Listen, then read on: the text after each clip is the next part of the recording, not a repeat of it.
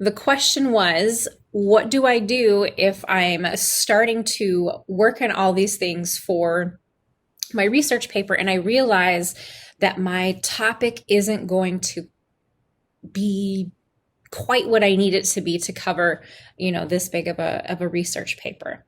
If you find yourself in that situation and you're thinking that you need to change the topic, contact me.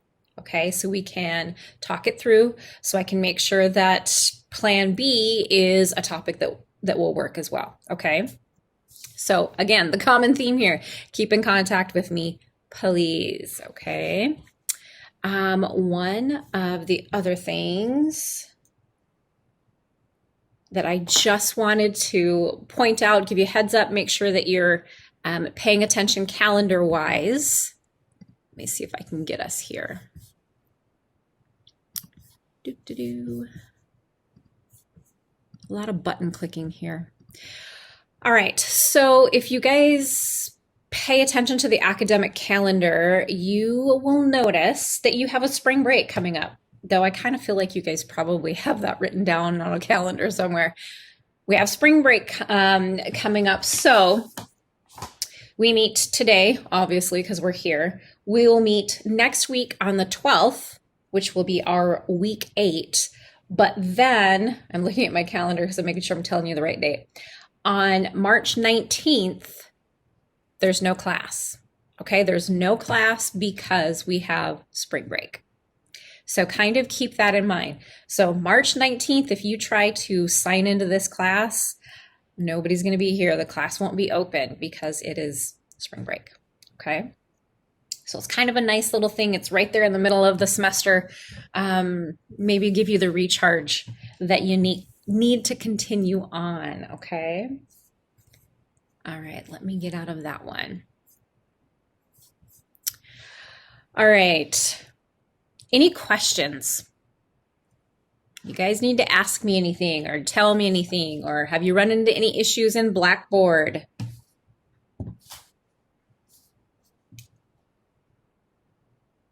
Okay. I wanted to show you an image that was shared with me. I run every morning, not because I enjoy it, but because I need to. But I have a sister who is a marathon runner. So we constantly talk to each other about, okay, different gear, what gear works good, and came across, as I was looking for some stuff, came across what was a Reeboks campaign. Okay. I guess in New York a few years back, Reeboks had this great idea that they would run a campaign and they would put these huge signs, posters in the New York subway. Okay, think of how many people, go through there on a daily basis. Brilliant idea, brilliant idea. Let me share with you the image that was in the subway. Okay, now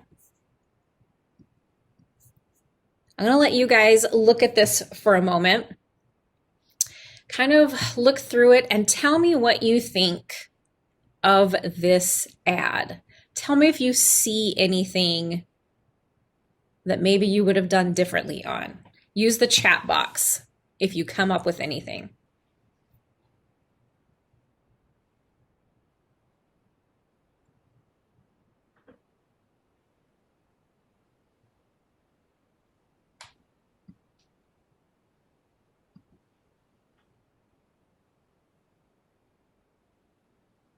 Nobody would change anything?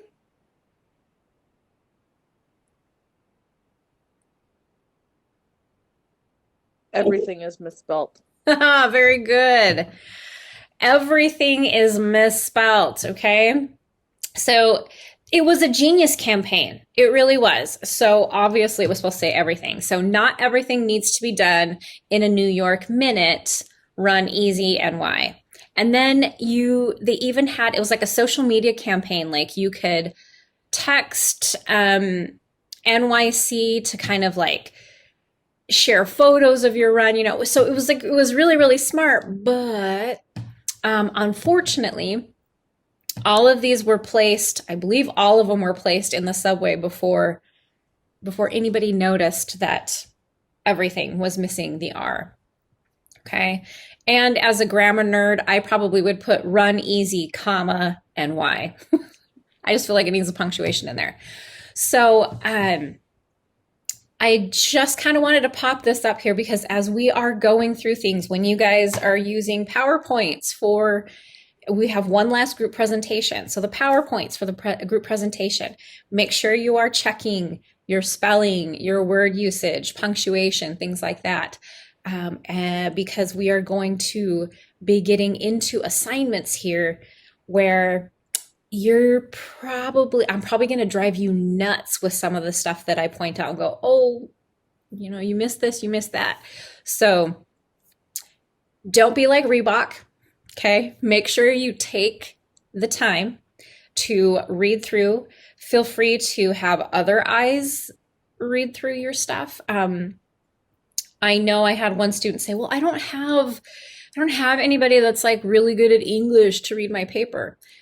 You don't have to have somebody who has an English degree, because extra eyes will pick up on punctuation and misspellings and things like that. You can't rely solely on the spell check and grammar check in Word.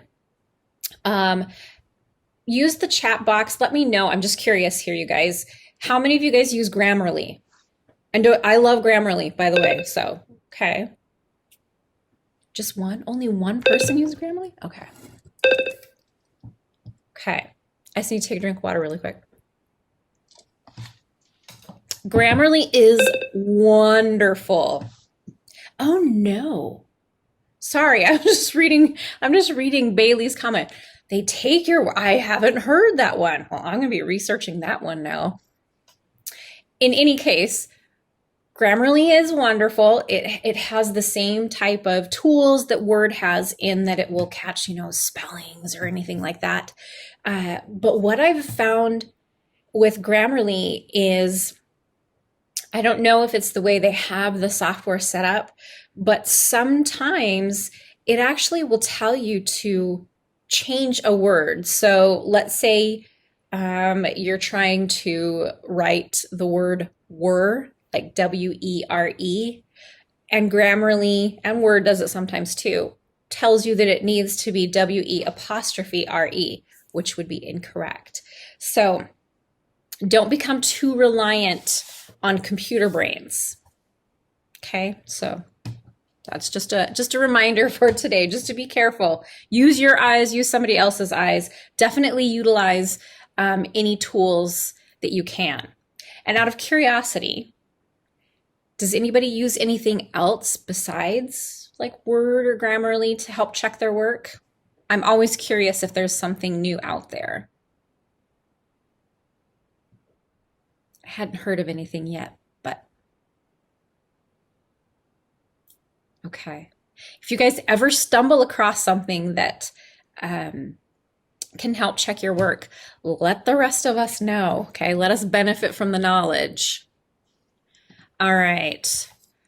Let me just double check here because I feel like I had somebody else pop in. Let me just make sure. Okay. All right, so here's what we're going to do. Every week we have a ton of stuff to cover, and we just don't have any time to really cover it.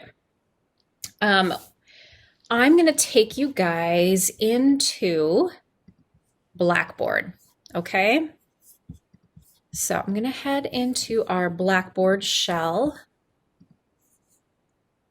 I would love it if you guys would follow along. I don't know what your setups are here, but I need you to follow along. I am going to take you into the learning plans. Okay. Now, for last week's homework, I had asked you guys to review chapters 5, 6, and 7. And a lot of the material that was in those 3 chapters, that material is kind of weaved into what we need to hit on today. But there's no way we can take the time to discuss every single chapter and get to everything we need. So let's come into Learning Plan 4. So what I thought I would do, I don't do this very often, but because the information in chapters 5, 6, and 7 are so important, here's what I want you to do.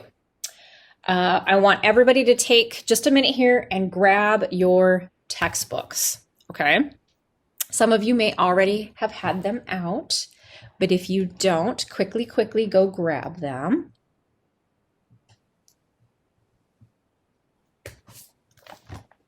I'm just flipping mine open here really quickly. So, to refresh your memory,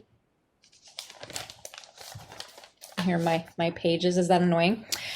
Chapter 5 was strictly over the Toulmin model of argument. Remember, we touched on that just a little bit last week. We talked about three major models of argument. So out of curiosity, do you guys remember what the other two models were? Just out of curiosity, because we talked about the Toulmin, and then we talked about two other models. Use the chat box if you think you remember what maybe the two other models were. I broke you guys up into groups even. Do you remember what model your group talked about?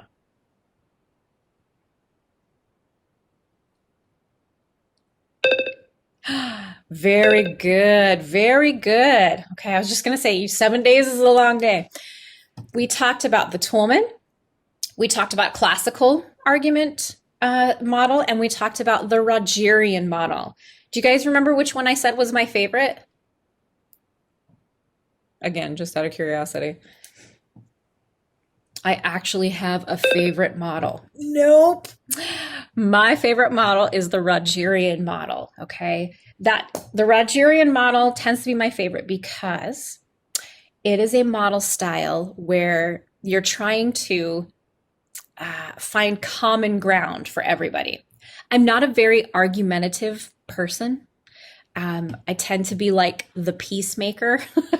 So I like the Rogerian style because it follows in just kind of with the way I approach things. I try to find some common ground. Okay.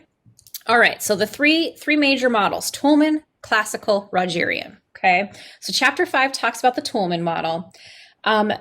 Chapter 6 really it talks about the types of claims that you can make when you're trying to write that argumentative paper, or that you're trying to establish even in a speech. Okay, so there's like 5 different types of claims that it touched on, and I'm not going to go over all of them, but yeah, 5 different types of claims.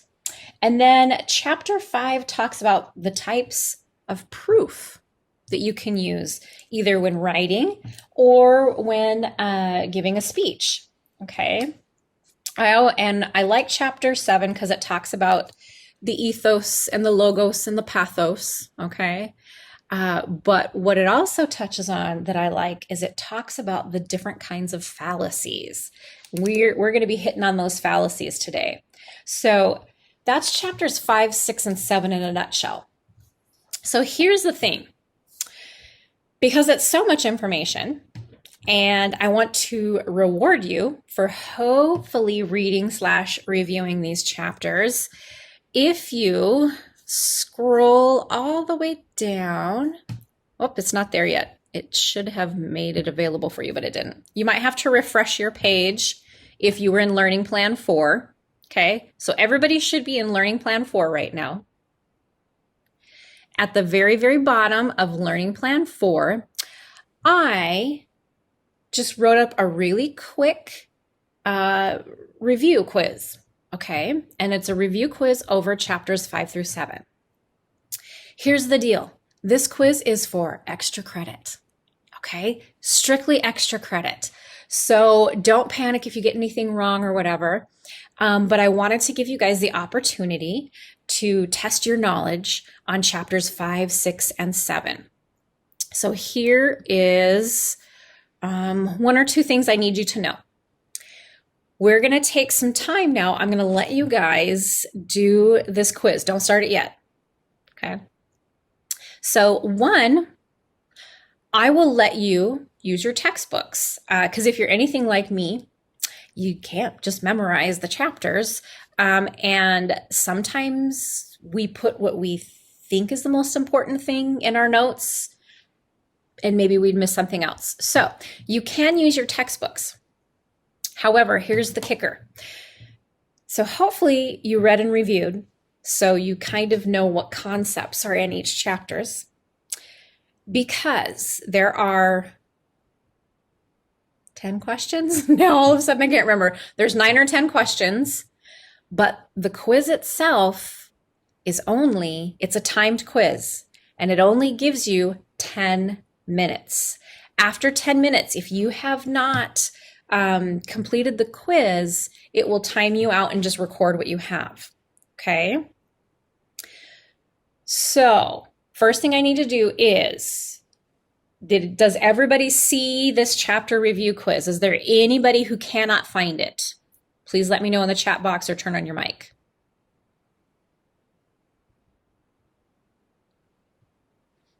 Okay. So here it is right here, all your instructions, chapters 5, 6, and 7. It's 10 minutes. The test will automatically save and submit if you aren't done by that point.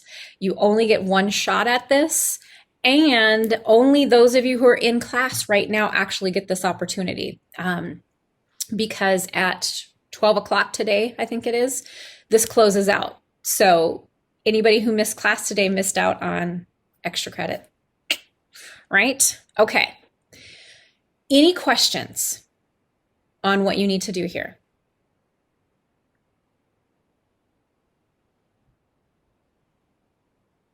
Okay.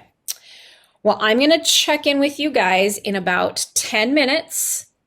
And when you're done with the test, if you would take to the chat box and say, I'm done, or whatever, just so I know that you're done, and we'll kind of go from there. So take the quiz. Put in the chat box when you're done, let me know, and then we'll go from there. Okay? Good luck.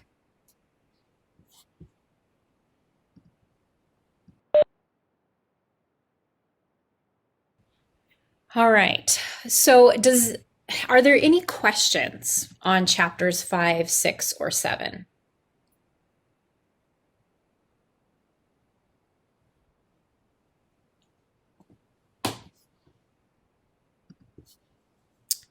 Okay, well, you know what? I want to actually hit on some concepts from chapter 7. And like I said, these ones are my favorite. They're the most entertaining. They are the fallacies that sometimes pop up in arguments, in papers, in political debates, in advertising. So let me take you back into Learning Plan 4. Okay, in Learning Plan 4, if we scroll down, there's this folder that says Evaluate Logical Arguments. Okay, so let me take you into that folder. Excuse me. All right, so within this folder, there's a wealth of information and knowledge, okay? This is a great PDF. Okay, it's a great file. It has a ton of information on it, but it's like heavy, deep reading. Okay, we're not going to do that in class, but you know what? It might be one of those things that later on, if you want to just skim through, it would be worth your while. These are 2 other links that are just really great information talking about the different types of fallacies. So like statistical fallacies, and then this one is logical fallacies. All right. This is not an assignment. I know it says like activity define logical fallacies. If we were in a face-to-face format, I actually would have you guys do something with that, but we're not. So what I want to point out to you is this presentation right here. It's a PowerPoint presentation, but it is a very uh, informative presentation talking about these fallacies. Now, you'll see like a list of fallacies here. Your textbook, matter of fact, I can even tell you what page they start on if you give me a second. In chapter 7, starting on page 155, your textbook has its very own list of fallacies. And they break them up into like fallacies of logic, fallacies like of emotion, fallacies, when we're talking about like credibility. So they kind of break it up that way. So I guess I just want you to know that the fallacies that we have listed here and that we have listed in the PowerPoint and listed in the textbook are not all of the different types. There are a ton of them, but we're just going to hit on some of them. Okay. So this is that PowerPoint that's there in Learning Plan 4 in the folder there. Let's hit on this just a little bit. Okay, so when we're referring to fallacies, we're just talking about errors in reasoning, or as I like to say, how to refine your BS detector. Okay, if you guys don't know what BS is, you can private message me and I will tell you that way, but I'm not going to say it over the class mic here. So let us, it's going to be funky. Okay, so when we're talking about fallacies, again, we're talking about speeches, papers, advertising, all right? Fallacies are errors or purposeful manipulations in reasoning or support, okay? So that's what you need to know.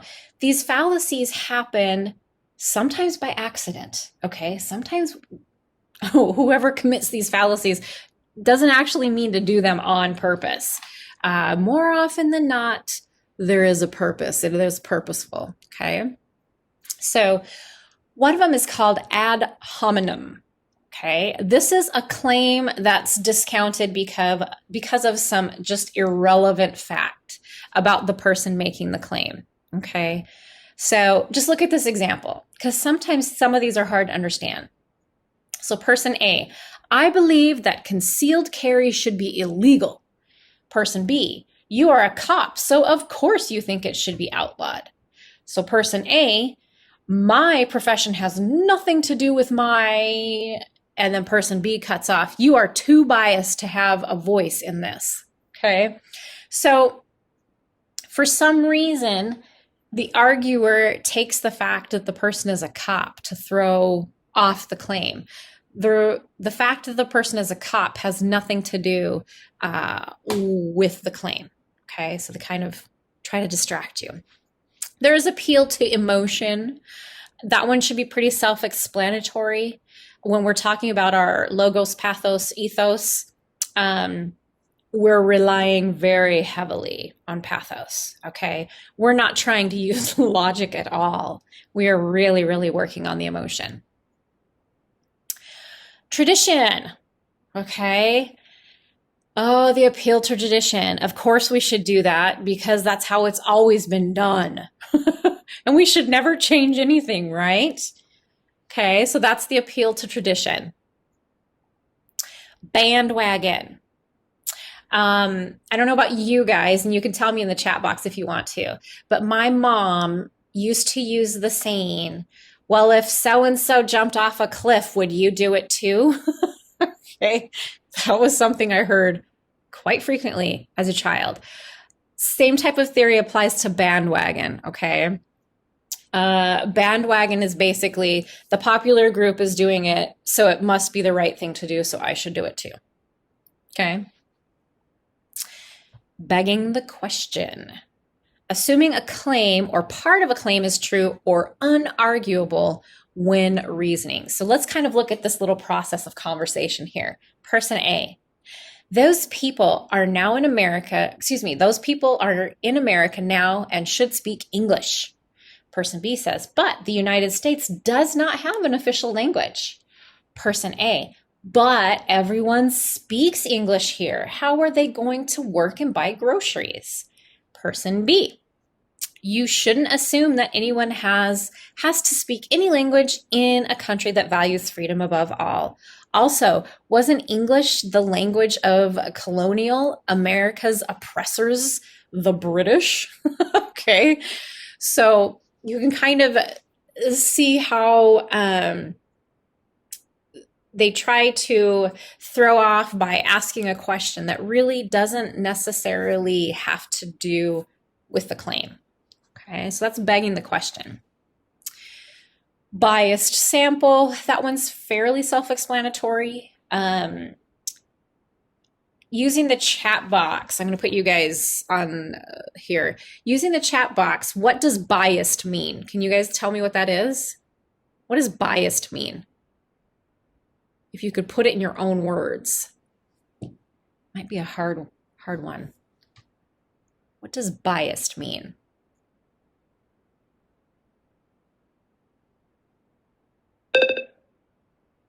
Okay, perfect. Oh, look at that. Okay, partial to one side over another. Okay, there we have again, side with a particular side of an argument, lean more to one side, favoring a predetermined thing or person. Okay, so keeping that in mind, one of the fallacies is biased sample. Okay, so a claim using evidence that has been manipulated in favor of a particular outcome. Okay, so they take actual evidence, but you manipulate it, you change the perspective on it so that it leans specifically toward a specific side of an argument. Okay, so that's biased sample. False dilemma, making a claim that offers only two alternatives when there's actually other alternatives out there. Okay, it's not always just an A or a B option. Sometimes there's more. But with false dilemma, we try to really just highlight these two. It has to either be this or it has to be that. Okay. Guilt by association. Okay, use the chat box. Have you ever gotten in trouble just because you happened to be with somebody who did something wrong? If we were in the classroom, I'd be raising my hand because I don't know how many times I got in trouble just because I was with the wrong person at the wrong time, okay? That's kind of what this relies on, that whole guilt by association. So assuming a source lacks credibility because of their relationship to another source or association. We see this a lot in politics, okay? We try to rake somebody over the coals because they happen to associate with somebody maybe 30 years ago, okay? Hasty generalization, concluding a line of reasoning without presenting enough evidence, all right? You could also call it jumping to conclusions, all right? Personal attack, that one's pretty self-explanatory. This one is probably the weirdest titled one, post hoc ergo propter hoc. So making a claim that assumes a current event was caused by something that happened in history. So just look at the example. So because of tougher laws on gangs and stricter sentencing in the 1970s, murder rates are low today. But person B says, triage and emergency medical techniques were vastly improved by doctors in the Vietnam War and brought back to the US. The same amount of people are still getting shot, but now more are surviving their wounds. There might be more reasons than just new laws for the murder rates decline, okay? So post hoc is making that claim that assumes something that happened in the 50s or 60s is what is affecting what's happening right now, okay? Oops, where's my mouse?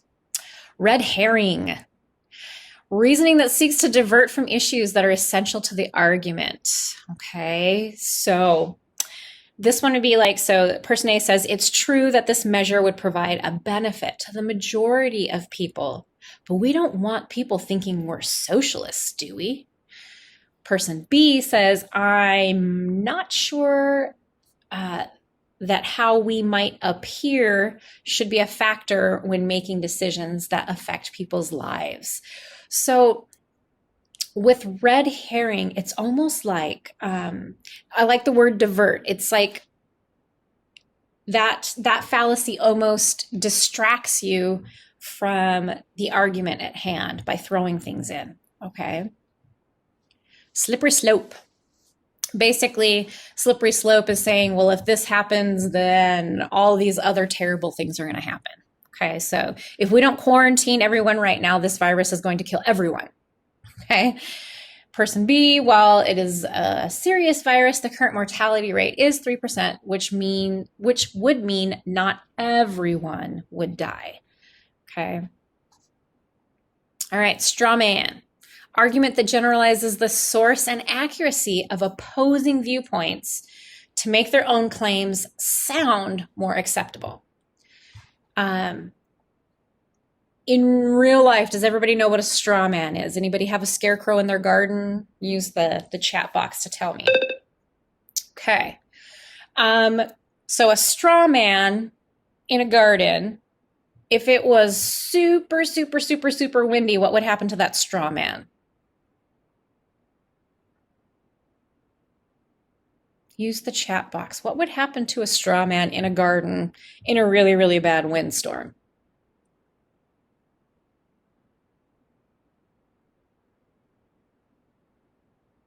Would he survive? He'd definitely fly away. Or like blow to pieces, right? Same theory here. The straw man fallacy, actually, what it does is it takes something that's kind of flimsy and they're able to like use wording and confuse other people to make them think that this is actually a stronger argument than it actually is, okay? So it becomes a straw man instead of actually a good solid man. All right.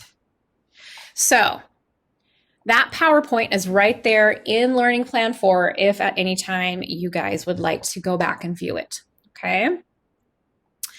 It's important to me that you guys understand these fallacies. So really quickly, at the very, very bottom of Learning Plan 4, I have a video in here.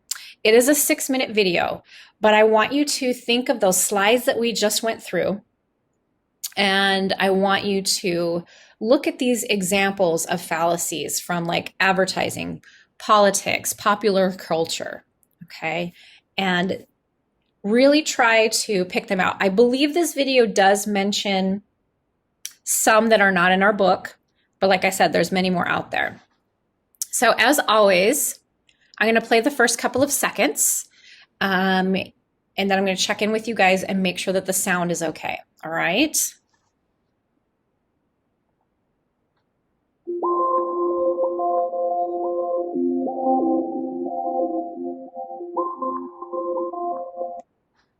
Okay, take to the chat box. Everybody hear that okay? All right, awesome. Okay, I'm gonna pop this up full screen so you guys can see it a little bit better. Pay attention to these fallacies and hopefully attaching them to, you know, some of these popular cultural things might help to make sense a little bit more. So let me do this. I always put the closed captioning on, but closed captioning is not always spot on. So we'll see what happens. It seems to vary from day to day. Make sure that's all the way up.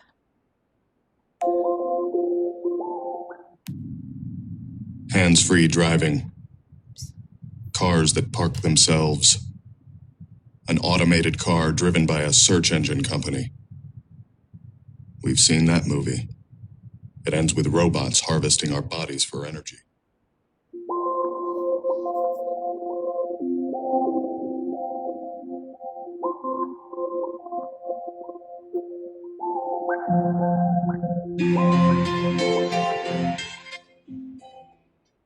I'm Barack Obama, and I approve this message. Maybe you're struggling just to pay the mortgage on your home. But recently, John McCain said the fundamentals of our economy are strong. Then again, that same day, when asked how many houses he owns, McCain lost track. He couldn't remember. Well, it's 7. 7 houses. And here's one house America can't afford to let John McCain move into.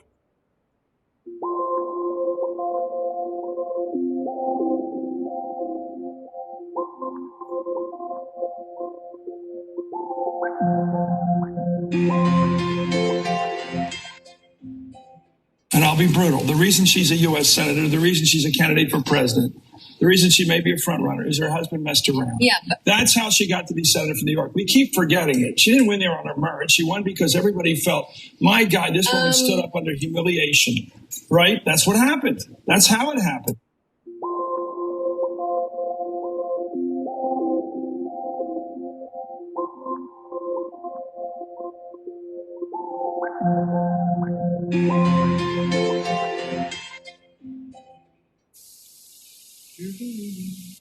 Ernie. Hey. Well, hi, Bert. You still have that banana in your ear. What? I said you still have that banana in your ear. Yeah, Bert, I know. You know? Ernie, why is that banana still in your ear? Listen, Bert. I use this banana to keep the alligators away. Alligators? Ernie, there are no alligators on Sesame Street. Right. It's doing a good job, isn't it, Bert?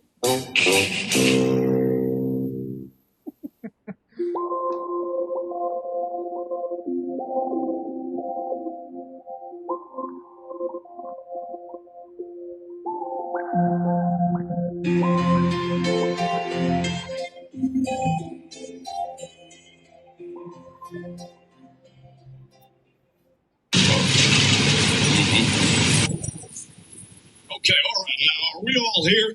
Okay, because Obama's address starts in 5 minutes. All right, we're all here. Okay, are we really doing this? Yes. Yes, we are. Now, you see, the president has been glossing over the facts of his health care plan all summer. And this live address is our chance to make our dissent heard. Now, we have the text of the address right here, okay? Now, you look with here, let's see, right somewhere in the middle. Here it is. Okay. He is going to say this. The reforms I'm proposing would not apply to those who are here illegally, okay? Now, when he says that, all of us, all at once, together, are going to yell, "You lie!" Good, y'all agree? Okay, good. That's going to be fun. I'll send a message. Yeah, Senator Roberts, your question. I'm just worried this might come off as a major breach of congressional decorum. Okay, now, normally I would agree. I mean, if only one guy yelled, "You lie!" I imagine they would call him out on it. But all of us, remember school? If we all do it, we can't get in trouble. That's what I'm talking about. I mean, it's been a long time for some of us, right? So.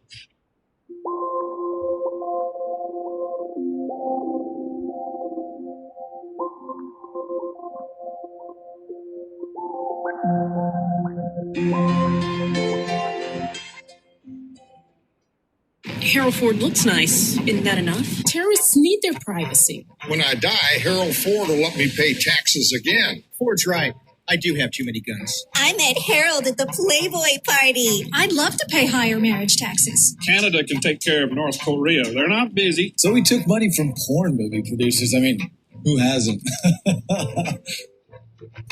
The Republican National Committee is responsible for the content of this advertising. Harold, call me.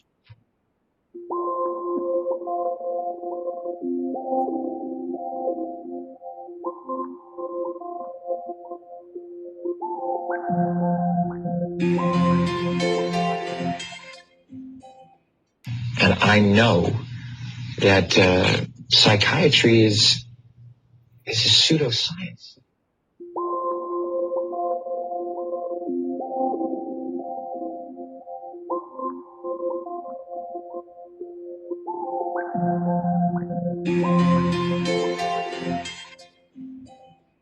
I sometimes think that the liberals are always so angry because they believe the grandiose promises of the liberation movements.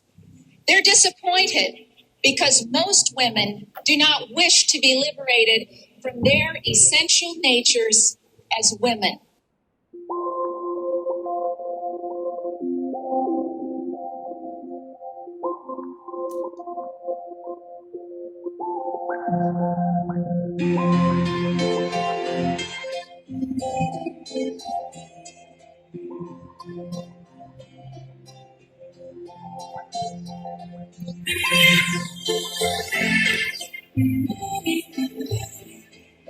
Okay.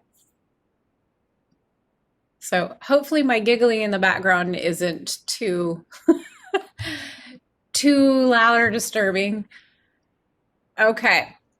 So I like that video because I feel like sometimes being able to see those examples from real life helped to kind of really tie those concepts in correctly. Okay.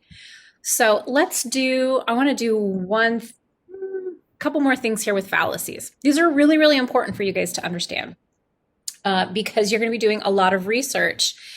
And one really good way to debunk the opposite side of an argument is if you can find a source where they're using one of these fallacies.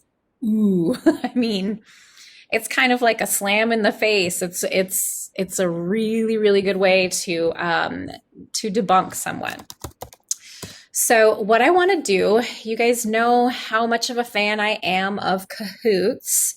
So if you have Kahoot on your phones, if you have the app, go ahead and open that app up. If you are my friends who do it on the computer, oops, my screen just went weird, sorry. Remember to go to kahoot.it. I am going to open it up so that it can generate the code for you. Okay. Share the screen. Get rid of my face. All right. So I created a Kahoot that goes over the fallacies that are listed in our textbook. Okay. So, I mean, if you think you want to have your textbook open, you're absolutely welcome to. But remember, with Kahoot, we got to do it really fast. So there is our game pin. Everybody get in there. Let me know if you come up with any problems getting in.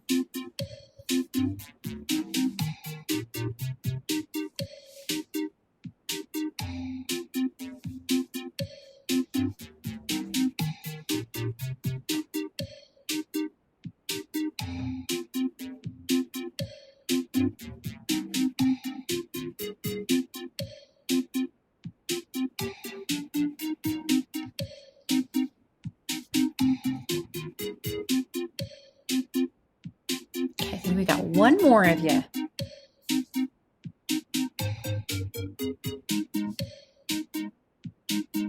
There we go. Okay. So these are examples regarding the fallacies that are in the textbook. Okay, so let's give this a shot.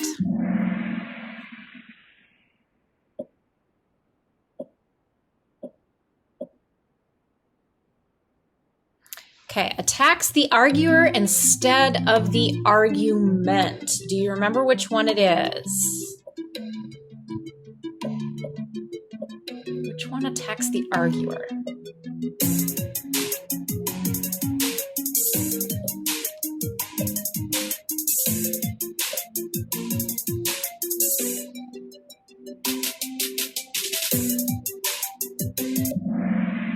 Okay, ad hominem. All right. Now, remember that this Kahoot is just for fun because I do not expect you guys to have these all memorized. Even after all these years, I still have to look up some of them. I can't remember all of them. All right. So attacking the arguer instead of the argument is ad hominem. All right, let's see what the next one says. Ignores someone's actual position and presents a distorted or oversimplified version instead. So ignoring the actual position, giving an oversimplified version instead.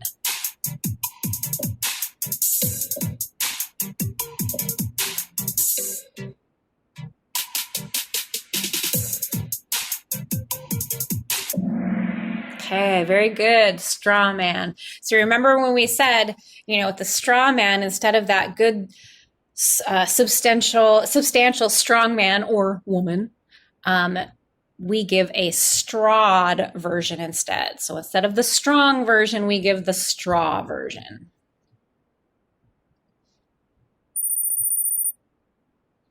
All right, let's keep going. Limits consideration to only 2 alternatives. That's all we have, just 2 alternatives, nothing more.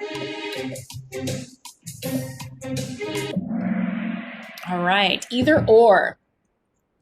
So we're limiting to those 2 alternatives when in actuality, there's more than just those 2. Okay, here comes the next one. Assumes that a proposed step will set off a chain of uncontrollable events.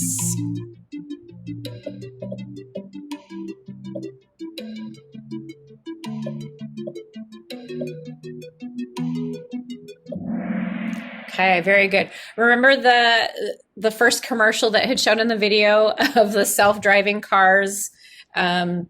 And somehow we were going to go from self-driving cars to robots that were going to harvest our organs. Okay. All right. Next one. Justifies a claim because a large group favors it.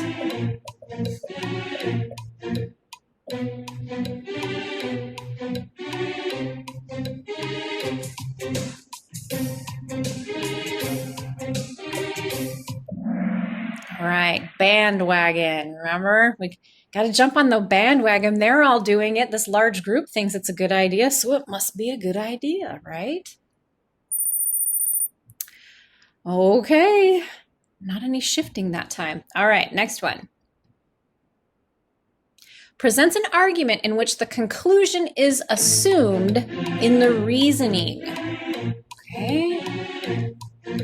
Think about that. An argument in which the conclusion is assumed in the reasoning.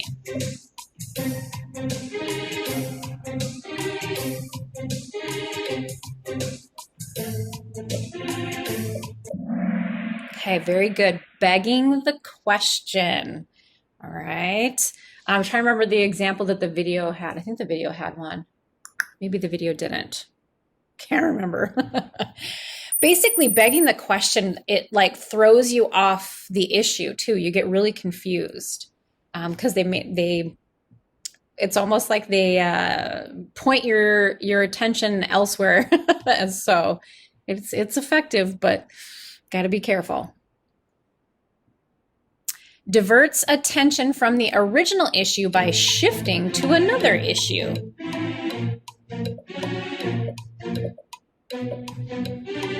Okay, diverting attention from the original issue. Very good. Excellent, you guys. All right. Supports a conclusion by citing an authority who lacks experience on the issue at hand. 2 words. Tom Cruise.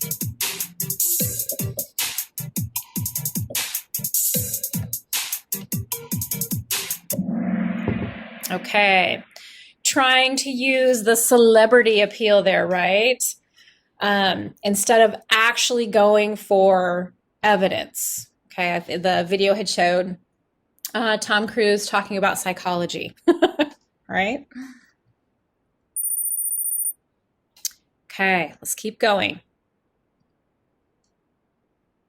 Non sequitur is best described as a conclusion that what? I think that one was in the video. It is in your book. Non sequitur.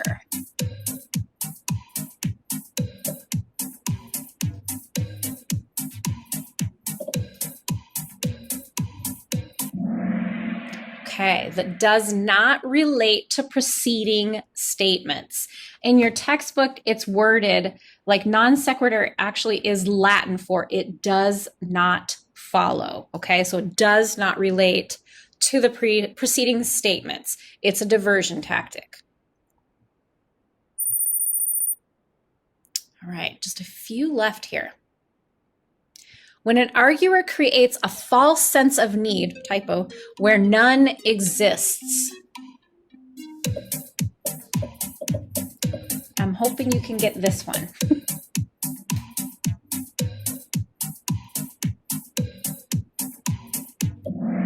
Okay. Creating false needs, okay? Yeah, that one's pretty self-explanatory. And another, I was trying to think of some of the commercials. You guys are probably too young to remember Cindy Crawford's Pepsi commercial. Is there anybody who remembers that one from like the 90s? Take to the chat box. Tell me if you remember that. Okay, so I at least have one of you that remembers. Okay. We see that in a lot of ads, like beauty ads. Like we watch it and all of a sudden we're like, oh my gosh, yeah, I need that. I didn't realize that is a problem. Yeah, I need that. It creates that false sense of need. And I'm sorry for the typo in there. That's going to bother me. I'm going to have to go back and fix it. The justice system is faulty. They sent a man to jail by mistake. What do you think the fallacy is here? Justice system is faulty. They sent a man to jail by mistake.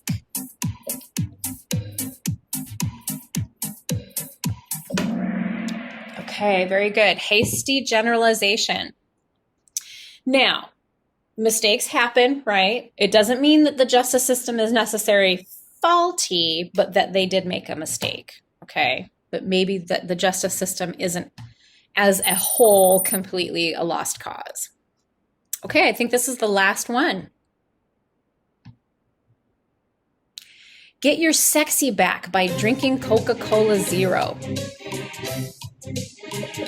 This is another version of that.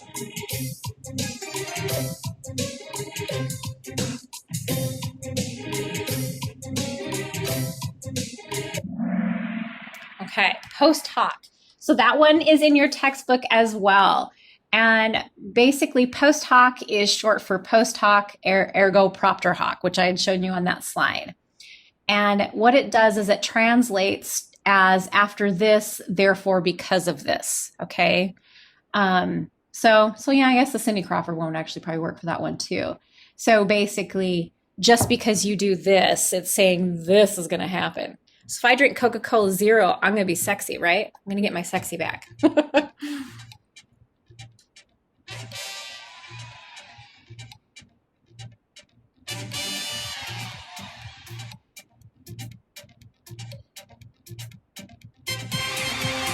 All right, nice job. Okay, I'm gonna stop our machine here. I'm not sure if my memory is serving correct, but I think, Nick, I think you do pretty good at these Kahoots. Pretty sure you've come on the top podium before, so, okay. I do all right. All right, so let me show you one more thing and I'm gonna have you guys go on break, okay? So with the fallacies fresh in your brain, I want to show you an assignment that have to do with the fallacies. So this is still here in Learning Plan 4. So it is a journal, another journal assignment. This one will be due before we meet next Friday. Okay, so we've gone through all the fallacies. We've done quite a bit with them today. Remember that you still have these sources up here. I mean, you can Google, and Google will give you some pretty good examples. So I want you guys to make sure you feel very comfortable with these types of fallacies. Go look for some more if you need to, please. They are everywhere. So for this journal entry, what I want you to do is I want you to go find 3 examples of logical fallacies, okay? I want you to find the examples, tell me what kind of fallacy it is, and why you believe that that's a fallacy, okay? That your example is a fallacy. Provide a detailed analysis for each entry, and I want you guys to give me citations because you're getting these from other sources. So use either MLA or APA. So 3 examples of logical fallacies. Tell me the fallacy and why you believe them to be a fallacy. Now notice it says that provide detailed analysis for each entry. I want you to give me at least, I need more than 1 sentence of why you think it's a fallacy, okay? I want you to fully explain yourself. So that is one of your assignments for next Friday. Do you guys have any questions on that? Do you have any questions regarding the fallacies?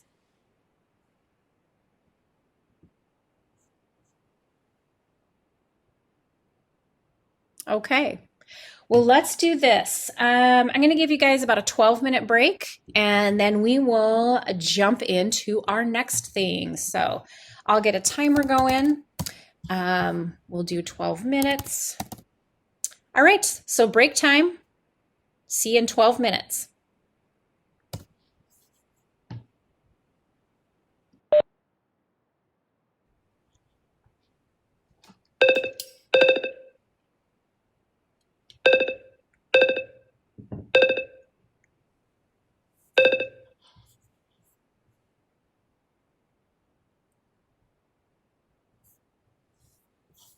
Okay. Everybody's getting settled.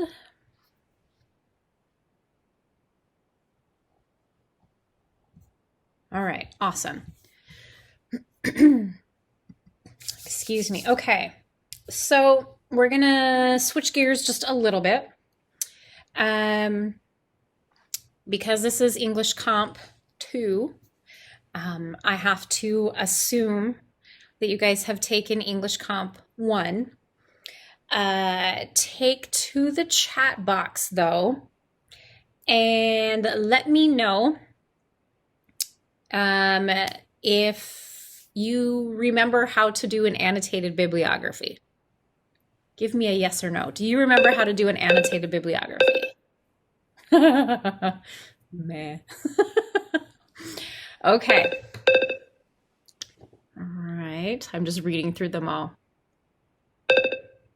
Okay. Good. See, this is why I ask. I don't want to assume. Okay. So, you don't have, I'm looking at our syllabus here. We're going to have some annotated bibliographies coming up. However, you need to know that those annotated bibliographies won't be due until like the 26th of March at like midnight. So what I want to do is to go over a couple of things to kind of refresh your memories and see if it jars anything. If you're still confused, we still have time to work on it. I hope to take some of the class time next week to talk about annotated bibliographies even a little bit more. But it's always hard, you know, next week you guys are going to be giving your final presentation. So I don't know how much time we'll have left. So I want to touch on a little bit of it today. So what I'm going to do then is I'm going to take us right back into Blackboard so we can discuss, okay? All right. So we need to go all the way back into Learning Plan 4 because that was the, we were in the Evaluate Logical Arguments. I'm going to take us into the Managing Sources folder, okay? All right, so Managing Sources. I think I'm in the right folder. I have to double check my notes to make sure I'm in the right folder. Where did it go? Okay. Where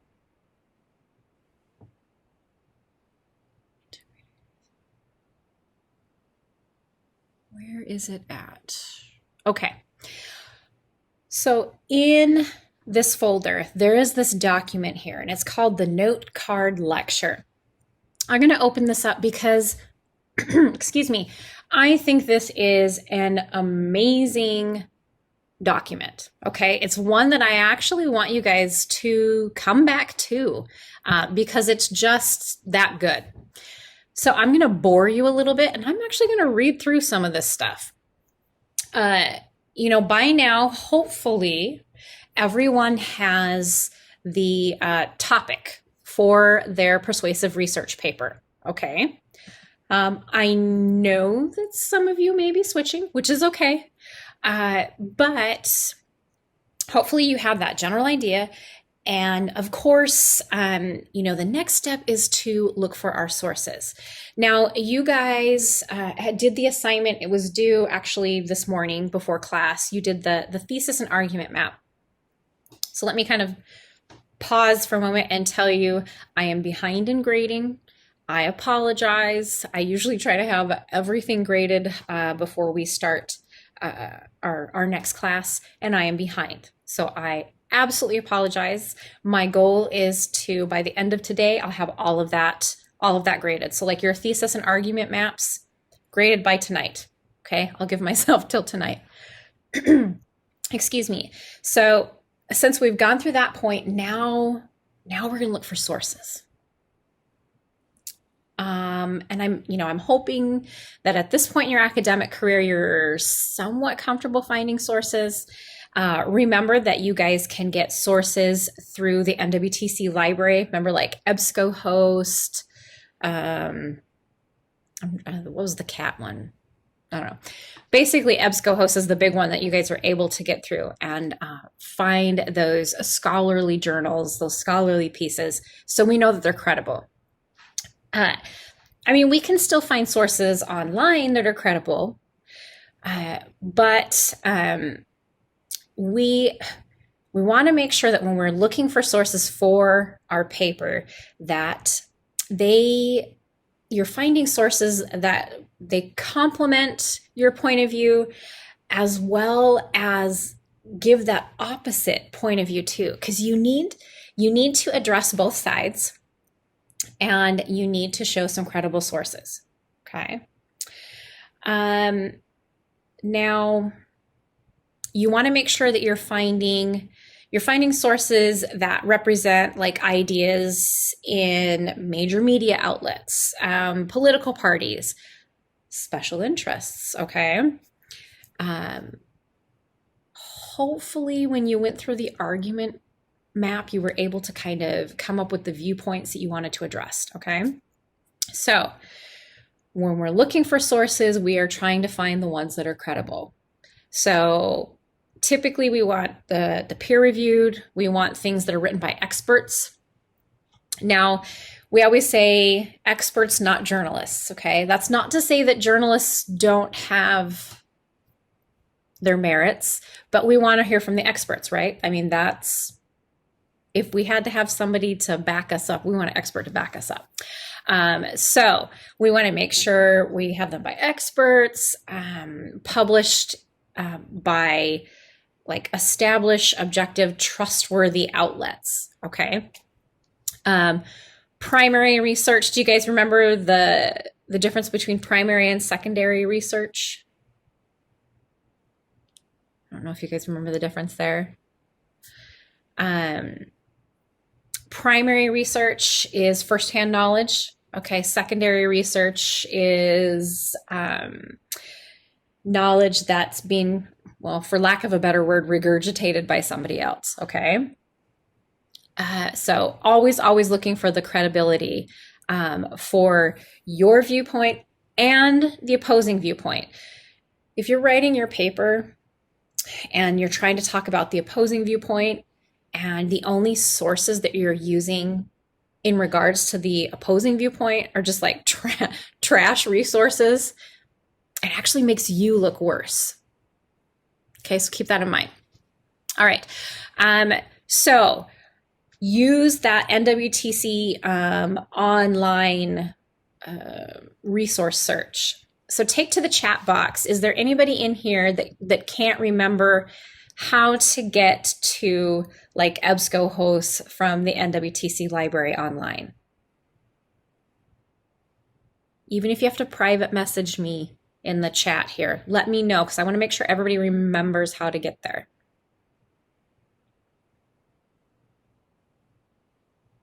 Okay. All right. Well, if you get stumped later on, let me know, okay? So I'm going to skip around a little bit.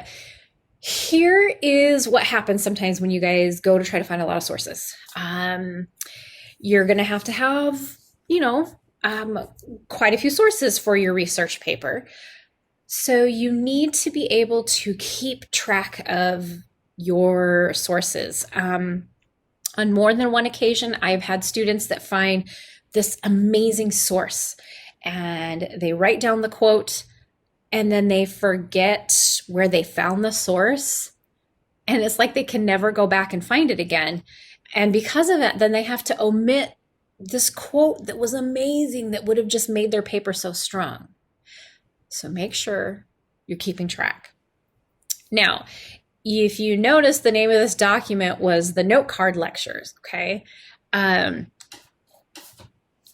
You can't see my mess of a desk in an area right now, but I am a huge fan of note cards. Like I have loads of them, okay?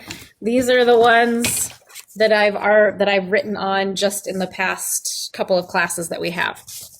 I love Post-its, I love note cards. So when you are wanting to keep track of your sources and like which source goes to which side, whether it's your side or the opposition, note cards are excellent, okay? They help you keep track, and it's also a way of kind of a 3D, 4D way of setting up your argument map. So you could like lay these cards out on the table with your points and with your sources. So it's pretty cool. So, I mean, the document says start by purchasing a stack of note cards. On one note card, neatly write your thesis statement. This one I highly recommend, or put it on a Post-it note so you have your thesis statement like strong in your brain. Next week, I hope to actually go over our thesis statements together to really make them nice and strong, okay? But have that thesis statement at the ready as you are researching and doing everything. So on the note cards, write out like as many possible topic sentences. So you remember how we've talked about your topic, we've talked about subtopics and even points you can make within those subtopics. Start writing some topic sentences down. And then you'll kind of know what it is you want to address, right? There's an example right here. The example is, it's like a food stamps paper. And then you can see like the little boxes on the bottom there have what are potential topic sentences. All right. And all this is doing is helping you. It's one other way to help you organize your paper. Organize your paper. Keep it all in there together. Oops, sorry about that. Okay, I went like way too far.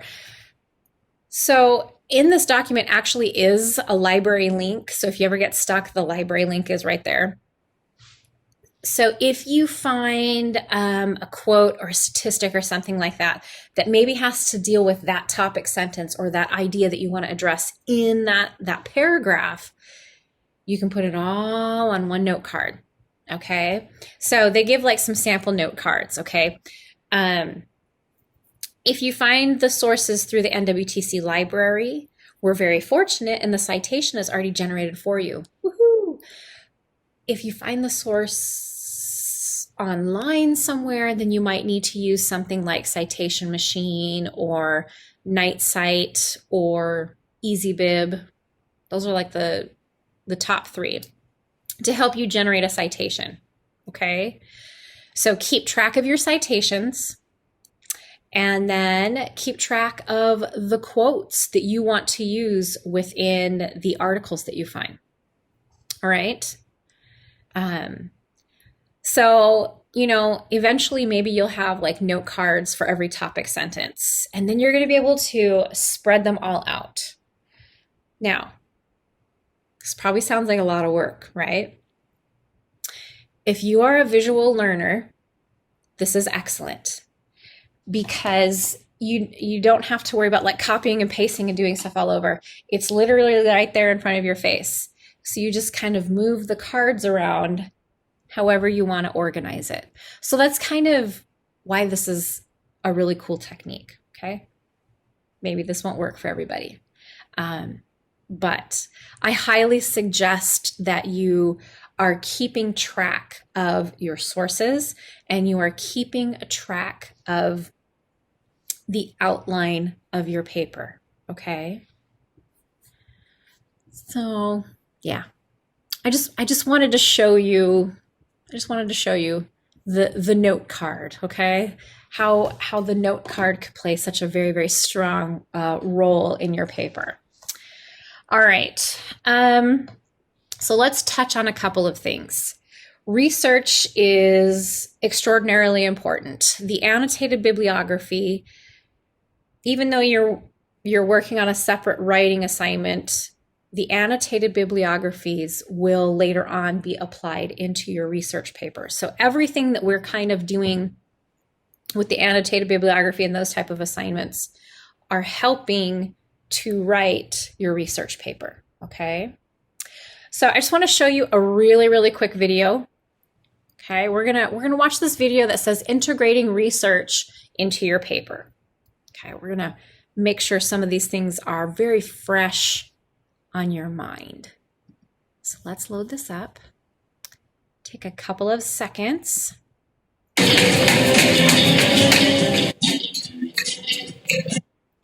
Okay, how was the sound? Everybody let me know. Can you hear it okay?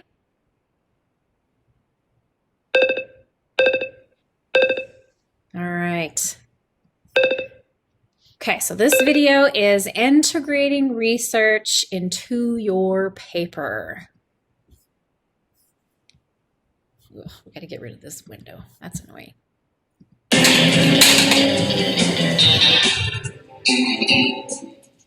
James, the second draft of your report is still atrocious. I don't know where you received your education, but clearly you didn't attend a respected school like Seneca College.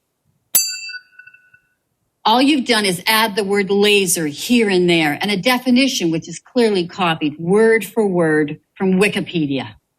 Now let's take a look at your report. First, you need to decide where to integrate your research into your paper. For example, you may want to provide further information to help the reader understand a topic or to support an argument you're making. In this case, you could add a definition of the word laser here. If you copy the information word for word from the source, as we've done here, it's called a direct quotation. Whenever you use a direct quotation, you need to put it in quotation marks, like so, and add a citation. Exactly how you do this will depend on which citation style you're using, but it will look something like this. If you're not sure which style to use, just ask the person you're submitting the report to. Let's say you wanted to use information from this article to show how powerful lasers can be. You could copy it word for word as we just did, or you could put it in your own words, which is called paraphrasing. Brilliant. And I suppose we don't have to add a citation this time, since we didn't copy the words directly. Wrong, 007. You still need to add a citation to show that this information came from this source. Is citing my sources really that important? I'm afraid it really is that important. If you don't cite your sources, you're taking someone else's ideas and passing them off as your own. This is called plagiarism and has serious consequences, especially for students who may get a 0 or fail a course. Right as usual, Em. Well, I'm off to finish that report.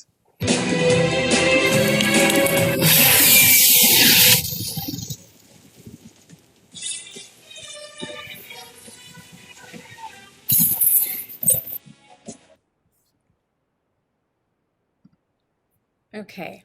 Cheesy? Yes.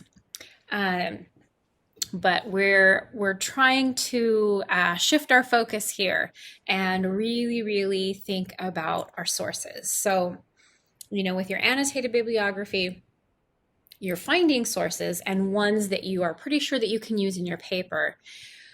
But after you find them and you get that all situated, you have to figure out how you're going to integrate those sources into your paper. Now, you've been doing a great job with your presentations. You've been finding sources and you've been integrating those sources in the presentation. With your research papers, you take it a step further. You have to finesse it a little bit more than you would in your presentations. Now, she made mention of citations. Citations. That's a big thing, you guys. If you do not cite your source, I have to give you a bad grade, and I hate doing that. So, things to remember. If you paraphrase, if you summarize, if you go word for word, all 3 instances, you have to have a citation, okay? So, Lexi asked a good question. You jumped ahead of me, so hang on just a second. So you have to have a citation in all 3 instances. Paraphrase, summarize, word for word. Have to have a citation. End of story. And your sources have to be cited in 2 places in your paper. Do you guys remember where those 2 places are? Use the chat box if you remember where the 2 places that you have to have a citation. Where do you have to cite a source in your paper?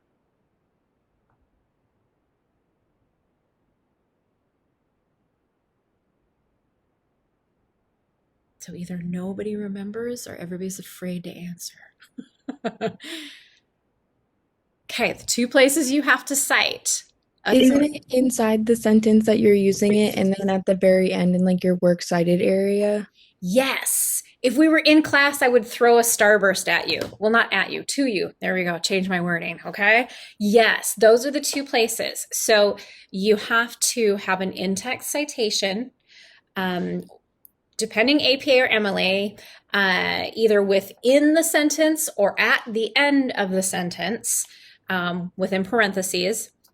And then you also always have to have that citation, the long citation, the full citation on your works cited or references page at the end of your document, okay? So remember the 3s and 2s. So whether you summarize, paraphrase, or word for word quoting, you have to have a citation in those 3 instances. And if you are citing within the paper, okay, you cite inside the paper, like within that sentence, and then you have to have a citation on the sources page at the very end of your document, okay? So 3 places where you have to cite your sources, or where you should cite sources, and 2 places within your paper where there has to be a citation. So one of the questions that popped up in the text box was, is this going to be APA? Well, here's the deal. You guys all have different majors. I actually don't even know what all of your majors are, but you guys all have different majors. So what we usually try to encourage you guys to do is to use the format, either APA or MLA, that your program requires. Not all programs actually require a specific format. So I would say for your English Comp, for English Comp 1, whatever format you used in that class, I would encourage you to use. I am not going to force you to do APA or MLA. It is actually your choice. Usually we use APA when we are talking about like if you have to write a health paper or a science paper or anything, psychological, anything like that. MLA is more of just a general format. Okay. I personally find MLA easier, but I know I have colleagues who find APA easier, but it's just because I use MLA more than APA. So, as I said, this paper is going to be up to you, okay? So, I'm just looking at something really quick. Okay, so let me give you some examples. So let's say you are part of the nursing program and your research paper is going to be on vaccinations, okay? The broad topic, vaccinations. Most likely you should be doing your paper in APA, okay?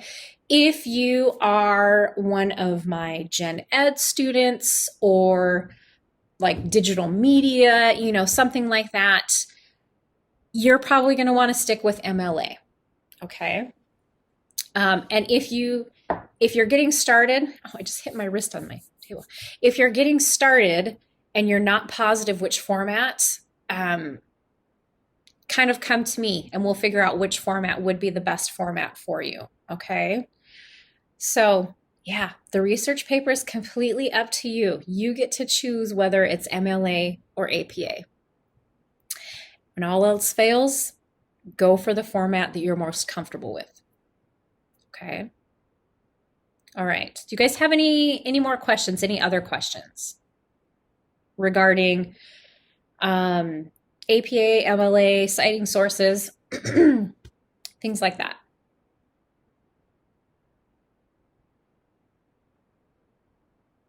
Okay. Remember to keep in contact with me if you guys have questions, okay?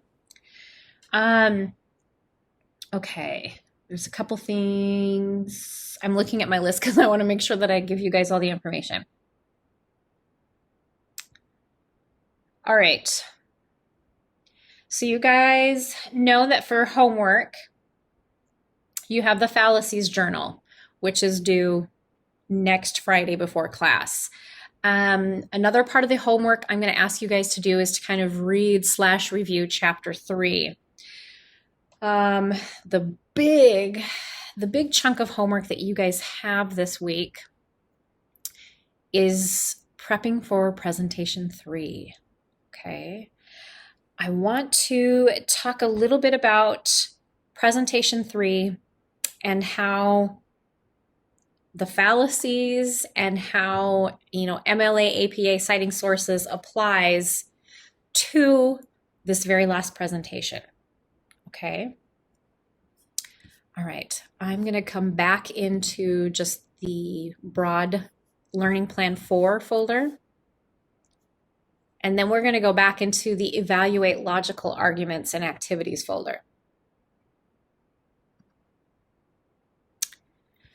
All right. So in the Evaluate Logical Arguments folder, if you scroll down, we have the group presentation folder. All right. So let's click on that. This is your final group presentation.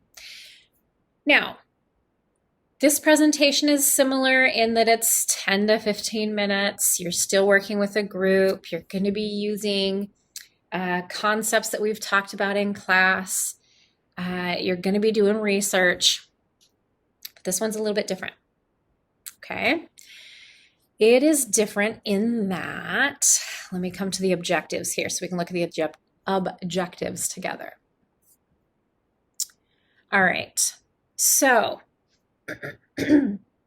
excuse me, you're still going to be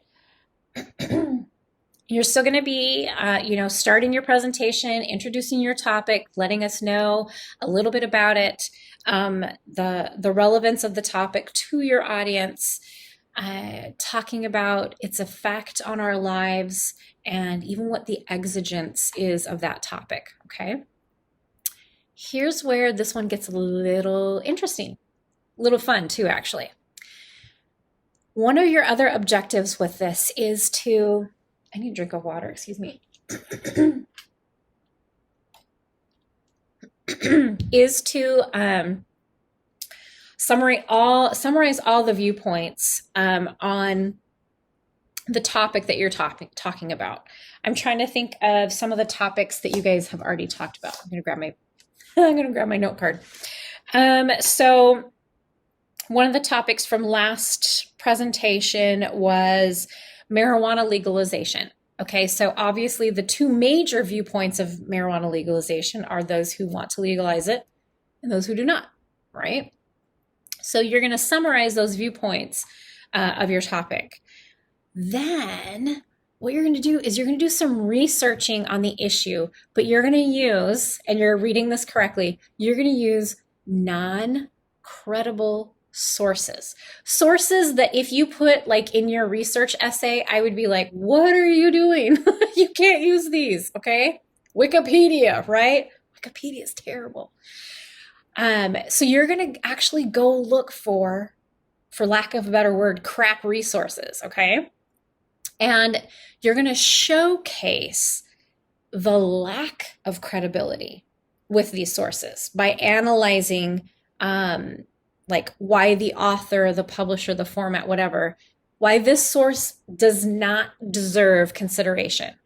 Okay, so if I'm talking about marijuana legalization and I'm trying to debunk those individuals who want to legalize marijuana, I'm going to go find a non-credible source from maryjane.com, okay, that talks about just really, really stupid things you could do with marijuana, okay? So a really, really bad source. And I'm going to discuss why it's a bad source, why you can't even, consider this a real argument, it's ridiculous, blah, blah, blah, blah, blah, blah, okay? Feel free to look over, like the rhetorical situation for each of those sources that you guys find, okay? Look at those major written accomplishments surrounding your issues and how the non-credible sources might actually hurt those who are advocating for it. So if maryjane.com has this article and it's a ridiculous article, explain how that article actually hurts the argument of those who are trying to legalize marijuana, okay? Look at some of the constraints of what those articles are. We want you guys as, it's not a bad presentation, We want you to discuss how logical fallacies are used in each major argument about your topic. Find some fallacies, name them, and discuss how that, fits, the source that you find happens to fit in this fallacy category, okay? So it's not a bad presentation, but what you're going to do as a group is you absolutely can use social media as a resource. So you're going to find these resources, these non-credible resources, and you as a group are going to explain, this is my source, this is why it's a bad source, this is why it hurts, this point of view. This is the fallacy or fallacies that this source uses, okay? So you're really looking at bad sources and what they do to an argument, okay? How they hurt an argument, whether we're talking about pro or con, okay? How do these non-credible sources hurt these arguments that need to be made, okay? How do they hurt the advocacy for these topics? And make sure you identify some logical fallacies. Remember to use your textbook, okay? So, okay, that's a good way to put it. So we give crappy data or reasoning and then explain why they're crappy. Yes. Yes, absolutely. And then to close out your presentation, again, kind of doing what you've done with the other two, we want you to explain why this issue is still unresolved and what consequences there are if your issue, your topic, can't be resolved. Okay. All right.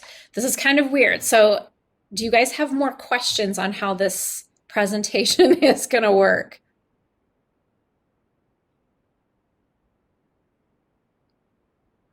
Okay. For me, this is kind of a fun presentation to prepare because, yeah, so you're going to be finding these bad sources. I'm adding a little bit of a layer to this presentation. So we just talked about citing sources, finding sources, all of those different places within our documents that we need to cite sources. So when you guys are creating your slides, within your slide, so if I have maryjane.com, I have a quote from there, and I have slide 3, I'm in charge of slide 3. If I put that quote in charge or inside slide 3, I need to put an in-text citation in there, okay? And then you guys have done an excellent job of always having a sources page at the end of your PowerPoint. So now I'm just asking you to put an in-text citation within the slides of your PowerPoint. So if you're using a statistic, even if it's a crappy one, if you're using a statistic, you need to cite it on your slide. Does that make sense? Let me know if you have questions on that.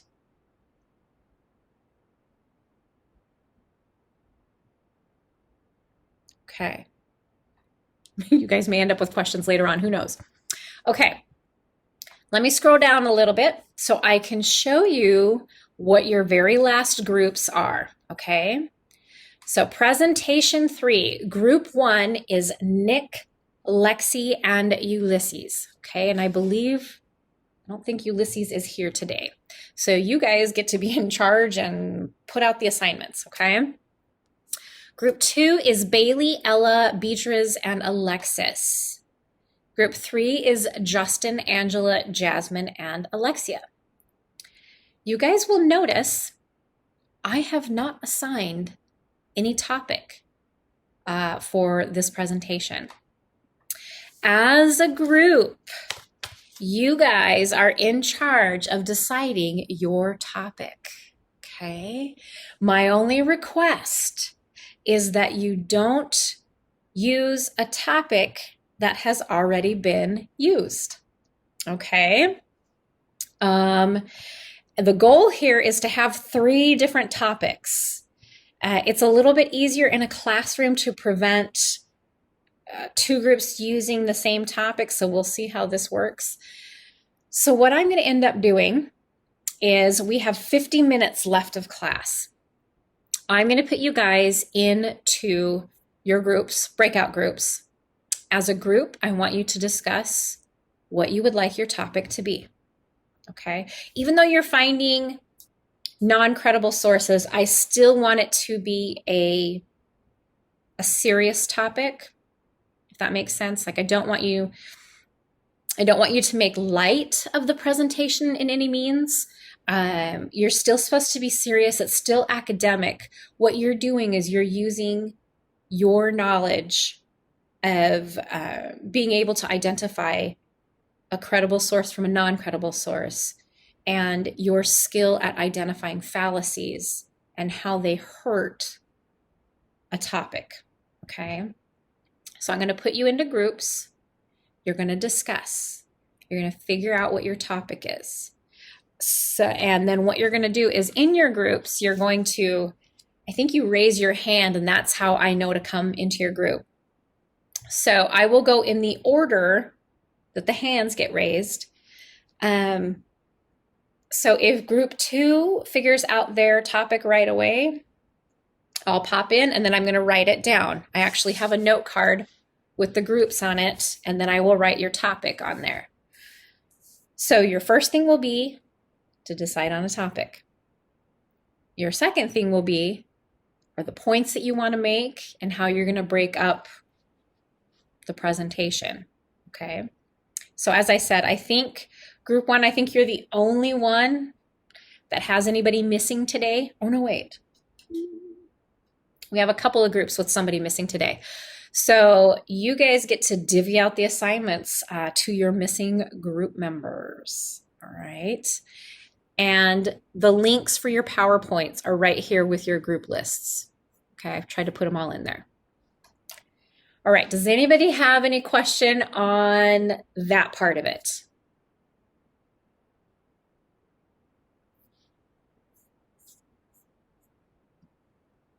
Okay.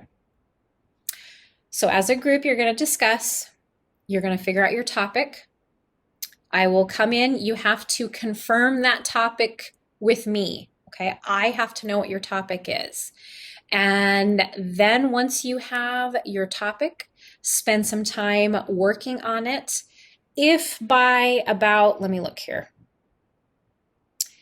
If by 11:35, 11:40, you know what you guys need to do, like you've successfully exchanged emails or whatever, you know what your assignment is for the presentation, and you're feeling solid, you are allowed to like leave the class session and then just go work. But try to stay there together till about 11:35, 11:40 and really figure out what you need to do as a group.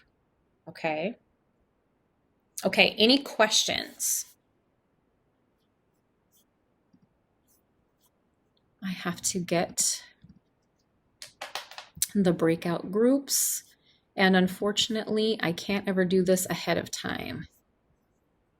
So let me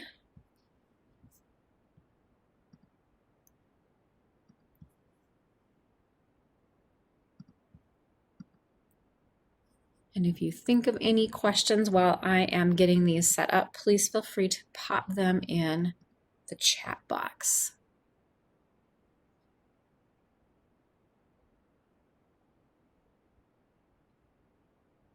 Oh, there you are.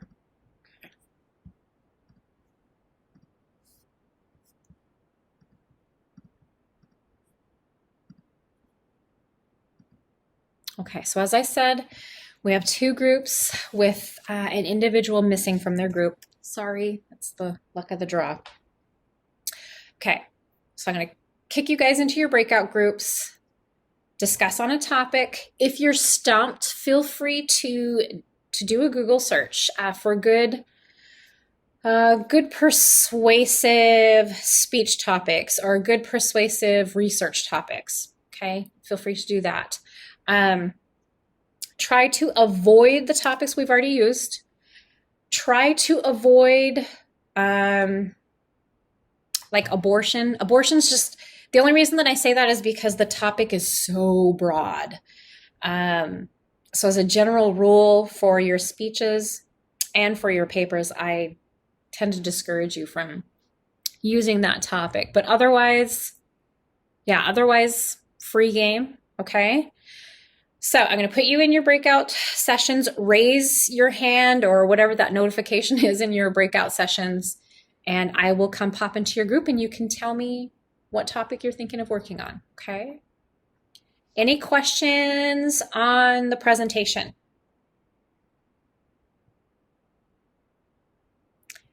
Any questions on the fallacies journal that's there in Learning Plan 4?